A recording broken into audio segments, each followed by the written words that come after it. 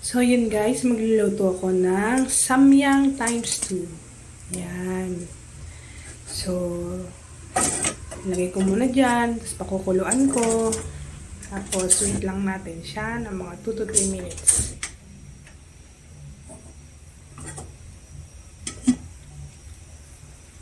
And then, ayan na siya.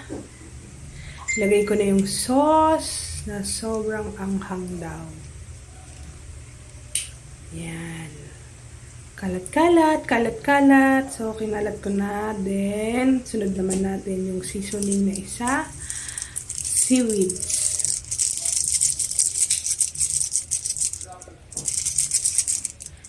Yan. Then, halo-halo, halo-halo para mag-mix ang ating samyang sauce. Then, yan. Ready to plate. So, let's eat na. So, yun. Hi, kain na tayo. So, first bite natin, haluin muna para mas clear. Yan. Usog muna tayong camera. Para makita nyo ang aking kinakain. Yan. First bite. Isang malaking kain. Tap. So, kumalat na agad sa bibig ko ang sauce. Pero ang sarap niya, maanghang na matamis para sa akin. Hindi ko lang alam sa iba. Yan. Sarap.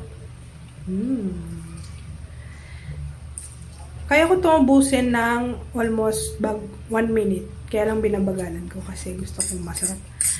At manamnam ang samyang times 2.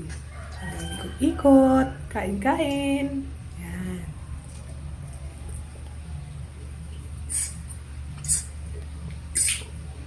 Mix-mix ulit para yung seasoning mas masarap. So, kuha lang ako konting itlog para may lasa ng konti. Sarap! Kain! Kain ulit tayo ng samyang. Sarap talaga nito. Paborito ko talaga ito eh. Medyo bawal lang siya sa akin ngayon. Pero gusto ko siya araw-arawin. Yan. Times 2 samyang.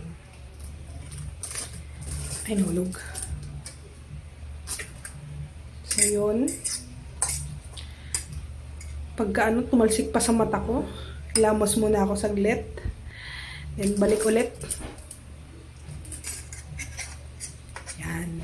Lamon ulit. Sarap talaga ng samyang times 2. Matamis siya para sa akin.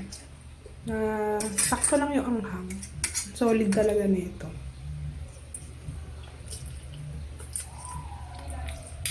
So, yun. Kain ulit.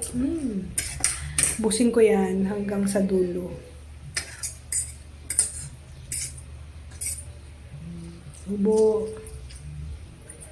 Sigsubo. Yan. Ito na yung lunch ko ngayong araw. Sarap. May natira pa. Sayang. Busin. Yan. Bus na. Salamat. Thank you for watching.